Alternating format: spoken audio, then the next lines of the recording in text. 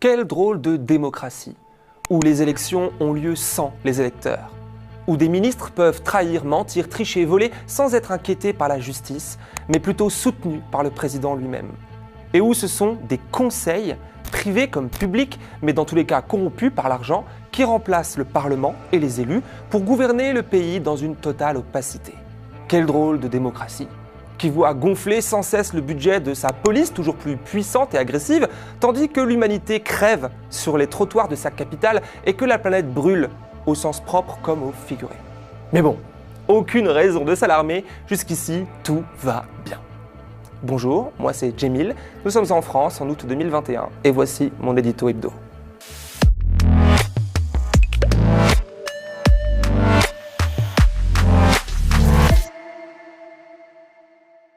Que le Conseil constitutionnel valide l'absurde passe sanitaire est une chose. Que nous ayons pris l'habitude de compter sur lui comme seul et dernier rempart au délire macroniste en est une autre. Loi Avia, anti-haine, loi sécurité globale, loi renseignement, loi séparatisme et maintenant loi sanitaire, tout passe crème au Parlement où l'opposition est en nombre si faible que l'hémicycle est souvent surnommé « chambre d'enregistrement des désirs présidentiels ». Notre démocratie est agonisante d'une part du fait que nos représentants ne nous représentent plus. Il n'y a qu'à comparer la part de cadres supérieurs et d'ouvriers à l'Assemblée et dans la société. D'autre part car il n'y a plus de contre-pouvoir nulle part. Que des faux semblants, ici et là, en trompe-l'œil, comme pour offrir à celles et ceux qui ne souhaitent pas voir l'étendue du désastre la possibilité de s'aveugler pour pas cher. N'empêche qu'un sentiment amer est largement partagé dans la population. Nos institutions ne nous représentent plus, ne nous protègent plus. Pire, elles sont là au mieux pour faire joli, comme le CESE, où avait lieu la Convention citoyenne pour le climat, au pire pour servir les intérêts du pouvoir exécutif et protéger les privilèges d'une certaine haute bourgeoisie, imposant leurs désirs, leur idéologie partout de gré ou de force. Traduisant là une certaine colère, une défiance qui gagne du terrain dans la population.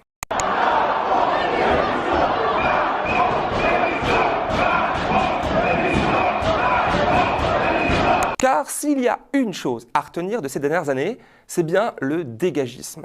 Ce désir de faire table rase du passé, encombré par trop d'injustices et trop de traîtrises, au risque de ne pas faire dans le détail ni dans la douceur. Le terme a été abondamment utilisé par Jean-Luc Mélenchon lors de la dernière campagne présidentielle.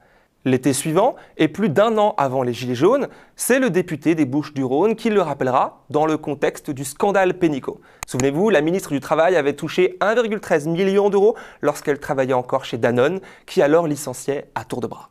Et ceux-là même qui demandent des efforts sont ceux qui semblent le moins s'y astreindre eux-mêmes. Par conséquent, la crise politique n'est pas terminée. La vague dégagiste va continuer à travailler en profondeur notre peuple. Le dégagisme, donc, a marqué ce quinquennat et marquera sans doute l'époque. Et ce n'est pas là qu'une question d'anti-Macron, non. Du traité de Lisbonne qui viendra bafouer en 2007 le non au référendum de 2005, jusqu'aux violences sociales que sont les réformes ultralibérales d'Emmanuel Macron sur le chômage et les retraites, en passant par l'élection tout entière de François Hollande, ami de la finance en 2012, sans oublier les scandales de Sarkozy, Fillon, Balkany, Benalla, etc. Les dernières générations dont je fais partie n'ont connu que trahison et manipulation politique. Côté médias, censé être un des contre-pouvoirs importants, ce n'est pas mieux, puisque la plupart sont désormais entre les mains de mafieux de l'industrie qui ne rougissent pas en finançant ou en dopant partis et candidats politiques qui vont dans le sens de leurs intérêts. Le naufrage programmé du groupe Canal, qui m'a beaucoup marqué, la domination agressive de BFM TV sur l'info politique, puis iTélé devenu le monstre CNews et Europe 1 qui suit le même chemin, la sphère médiatique s'est radicalisée avec régulièrement des rappels au CSA sur son manque de pluralisme politique, au bénéfice de la droite et de l'extrême droite, évidemment. Aujourd'hui, les chiffres et données du gouvernement, comme par exemple le nombre de manifestants dans les rues, deviennent des informations relayées sans quasi jamais n'émettre de doute, de mise en perspective, voire sans préciser la source policière en fait. Ce qui fait de beaucoup de journalistes et de médias les porte-parole de l'exécutif. Et ça, c'est un drame. Si je vous raconte tout ça, c'est parce que tous ces éléments composent la matrice du dégagisme que nous vivons. Des gilets jaunes aux antipasses sanitaires, en passant par même le mouvement climat, il y a un net rejet des représentants et des institutions qui s'illustrent de plus en plus comme inutiles au mieux, au moins pire, menaçantes au pire. Et dans tous les cas, rien ne va plus.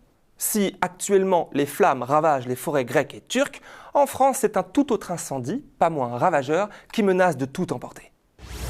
La crise sanitaire que nous traversons donne à voir l'incapacité de l'État macroniste à prendre les bonnes décisions, en concertation avec les représentants du peuple et les partenaires sociaux, et sans se contredire le lendemain. En gros, c'est le chaos, mais ça se pavane, le col du polo relevé sur TikTok pour y chanter ses propres louanges. C'est ça, le dialogue social macroniste. De la communication ringarde en ligne, reprise en boucle par les chaînes d'infos mordues de storytelling. En français, raconter des histoires. Il n'y a pas plus clair comme projet. En quoi son métier de banquier d'affaires peut aider Macron à être efficace en politique? On est amené aussi beaucoup à communiquer, c'est-à-dire à raconter une histoire. Donc on y apprend d'une certaine façon aussi des techniques de... pas de manipulation de l'opinion, mais un petit peu. En bref, le président Macron, avec son parti La République En Marche, semble vouloir être à la fois l'incarnation du pouvoir et du contre-pouvoir. Communiquant seul, ou en présence de journalistes acquis à sa cause, mais surtout gouvernant seul. Voici le Conseil de défense réuni ce matin, présidé par Emmanuel Macron, où les échanges sont classés secret défense. Ça donne le sentiment que le Conseil des ministres n'est plus là, que c'est maintenant le Haut Conseil de défense qui décide de tout. On l'utilise pour aider le président de la République à définir une stratégie sanitaire. C'est donc un détournement de procédure. Dans quel pays du monde on fait un truc pareil? Et c'est l'élément de trop, le pompon, la cerise sur le gâteau du dégagisme général. Il a eu beau essayer de nous convaincre que nous étions en guerre, sur un ton grave au début de la pandémie, que l'ennemi invisible était le virus, mais finalement, la cible atteinte n'est autre que la démocratie. De conseil de défense en conseil de sécurité, de saisine du conseil tantôt d'État, tantôt constitutionnel, mais bien plus souvent lové auprès du cabinet de conseil privé McKinsey qui nous coûte 2 millions d'euros par mois, Macron boude les institutions démocratiques de la République, préférant d'autres méthodes plus brutales. Car c'est bien de brutalité dont il s'agit, quand un pouvoir se concentre tant dans les mains d'une personne seule et qui de fait brutalise et braque tout le reste. Qui nomme les préfets de police ? Macron. Qui nomme les magistrats du parquet? Macron. Qui décide de la composition du conseil de défense? Macron. Qui préside ces conseils? Macron. Qui désigne les directeurs même de Radio France et de France Télé? Le CSA. Mais dont le président est nommé par Macron. Le président de la 5e République française est plus puissant dans son pays que le président états-unien dans le sien. Et la situation d'état d'urgence permanent entre risque terroriste et crise sanitaire accélère le naufrage démocratique en cours. Eh oui, les mots sont forts, naufrage démocratique, tout ça. On est à ça de crier à la dictature. Mais heureusement, il n'en est rien. Non. Nous ne sommes pas en dictature. Et c'est après Macron lui-même, son ministre délégué au transport, Jean-Baptiste Djebbari, qui nous le rappelle dans un tweet du 5 août. Le ministre affirme que les textes sanitaires ont été débattus au Parlement. Mais il ne précise pas que tout a été plié en moins de 2, faisant voter les parlementaires à l'usure, en pleine nuit, et que même les sénateurs ont dénoncé, je cite, « un texte adopté, un pistolet sur la tempe ». Quant au Conseil constitutionnel, qu'a pris l'habitude de saisir Jean Castex tellement il ne semble plus douter de sa faible opposition, il relève un autre souci. Arrêtons-nous 2 minutes sur son cas. Les soi-disant sages qui composent ce Conseil sont issus de la classe dirigeante, ont brigué des mandats de députés, de ministres, etc. Ils sont 9, renouvelés par tiers, tous les 3 ans, plus les ex-présidents de la République, eux, nommés à vie. Pourquoi pas? Et devinez qui désigne à la fois le tiers des membres de ce conseil et son président, qui a une voix prépondérante sur les décisions. Encore une fois, Emmanuel Macron. Et que ce soit Laurent Fabius, qui est à la tête de ce conseil, alors que son propre fils, Victor Fabius, est directeur associé du cabinet privé McKinsey, qui conseille l'exécutif autour de la loi sanitaire ici validée, peu s'alarme de ce sérieux risque de conflit d'intérêts. Le président de la 5e République française a la main mise sur l'exécutif, sur une partie du judiciaire via le parquet, peut imposer ses désirs aux législateurs, nomme les préfets de police et les directeurs de médias publics, mais nous serions en démocratie. Parce que oui, il est tout à fait évident et rationnel que les choses se lisent comme ceci. Si nous ne sommes pas en dictature, c'est bien que nous sommes en démocratie, non? C'est comme le reste. Il fait soit jour, soit nuit. La porte est soit grande ouverte, soit parfaitement close, n'est-ce pas?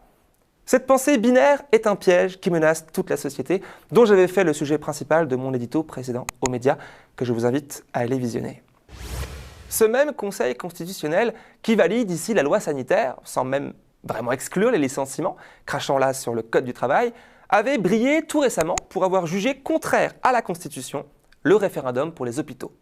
Il s'agissait pourtant d'un projet de référendum d'initiative partagée, le fameux RIP, rare outil de réelle démocratie en France, pour aborder la question sur l'accès universel à un service hospitalier de qualité. Les 9 sages du Conseil ont estimé qu'un article de la loi était contraire à la Constitution et ont tout retoqué début août. En mai, c'était Emmanuel Macron lui-même qui renonçait finalement au référendum pourtant promis à la Convention citoyenne pour le climat, invoquant là l'absence d'accord au Sénat, alors que pour le reste, il ne se gêne pas de passer en force. Difficile dans tout ça de ne pas y voir manigance, conflit d'intérêts et hypocrisie politique. Pendant ce temps-là, la Fédération hospitalière de France estime le surcoût des contrôles du pass sanitaire à l'hôpital à 60 millions d'euros par mois. Cette somme permettrait, par exemple, de renforcer nos effectifs, permettrait d'assurer le remplacement des personnes en congé. Et puis, je dois dire que le rôle de l'hôpital avant tout, c'est de soigner. C'est pas de contrôler les accès.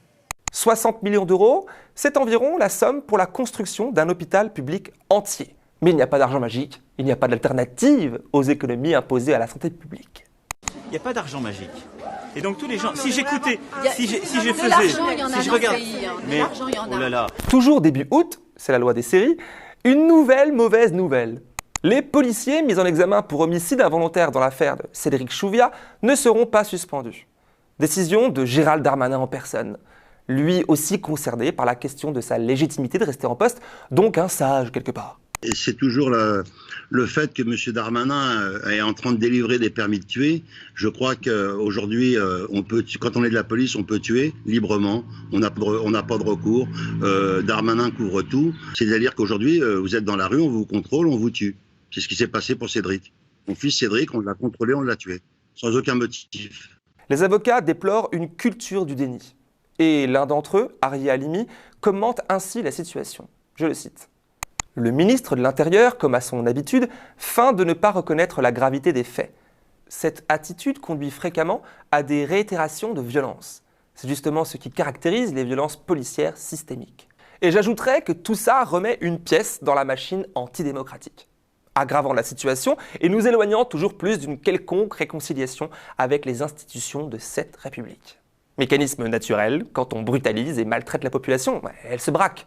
Et ce n'est pas en augmentant le budget matraque que ça va s'arranger. Donc, essayons autre chose. Et je vous le dis, celles et ceux, j'ai vu qu'il y avait 1 ou 2 syndicats qui avaient fait un appel à la grève, je le dis, vient un temps où ces personnes-là n'auront plus le loisir de faire grève. Puisque par définition, cette obligation vaccinale s'appliquera. Ah bah oui, tiens, la menace et le mépris, c'est peut-être la solution, qui sait, on n'a pas encore essayé. Cette séquence surréaliste est pourtant bien réelle. Le ministre de la Santé, Olivier Véran, qui a par le passé, lui aussi, été soignant, gréviste, face aux mesures libérales du gouvernement de l'époque, a depuis bien retourné sa veste, adoptant le ton méprisant propre à la Macronie, allant jusqu'à parler de loisir de faire grève. C'est littéralement insultant pour sa profession, dont les soignants en grève restent assignés à leur poste. Seuls ceux en repos ou en congé peuvent aller manifester. Mais qu'à cela ne tienne, Véran semble s'asseoir sur un droit constitutionnel fondamental, celui de faire grève. Peu importe si une loi est votée ou non. Lui et son gouvernement vont-ils saisir le Conseil en question pour faire valider leur lecture autoritaire de la chose ? Si vous voulez pas l'entendre, sortez d'ici. Tout ça met en évidence un problème de fond, structurel, celui de la Ve République française, qui n'est en rien démocratique. Et il est réellement sage, pour le coup, d'appuyer la rédaction d'une nouvelle constitution afin de tendre vers une nouvelle République. Une 6e, pourquoi pas, ou dans tous les cas, une sorte de première démocratie. Pour mettre fin à la confiscation du pouvoir par une classe bourgeoise qui domine de plus en plus avec violence, pour asseoir leurs privilèges qui finiront par faire imploser la société tout entière. Et ça, ce n'est pas raisonnable. Ce qui m'amène naturellement au Chili, où depuis 1 mois maintenant a commencé là-bas le processus de rédaction de sa nouvelle constitution. Aux manettes de cet événement historique, une nouvelle assemblée constituante qui ressemble au Chili réel. Nous y trouvons des militants écologistes, des journalistes, des économistes, des dirigeants communautaires, des professeurs, mais aussi des femmes au foyer. Et parmi eux, une vingtaine de manifestants et manifestantes ayant participé aux manifestations de fin 2019. Les représentants des partis traditionnels sont minoritaires et aucune force politique ne dispose du tiers nécessaire pour mettre son veto. L'exercice sera démocratique, certes difficile, mais exaltant et à la hauteur de la demande du peuple. Sur ce terrain, du Chili à la France, il n'y a qu'un pas. Crise ou pas, la soif de démocratie et de justice sociale est forte. Et la colère l'est plus encore quand le chemin emprunté par les dirigeants va à l'encontre des inspirations du peuple. Ça en fait des sujets de débat passionnants en vue des prochaines présidentielles. On parie qu'ils feront difficilement concurrence au thème de la sécurité et de l'islam ? Espérons toujours que non, mais essayons surtout d'être un peu plus acteurs de la situation. Voilà, c'est tout pour moi pour cette semaine. Merci pour votre attention. Je vous invite à réagir en commentaire, à liker, à partager cette vidéo si l'édito vous a plu. Pensez aussi à vous abonner à la chaîne du Média. C'était Djamil, à jeudi prochain.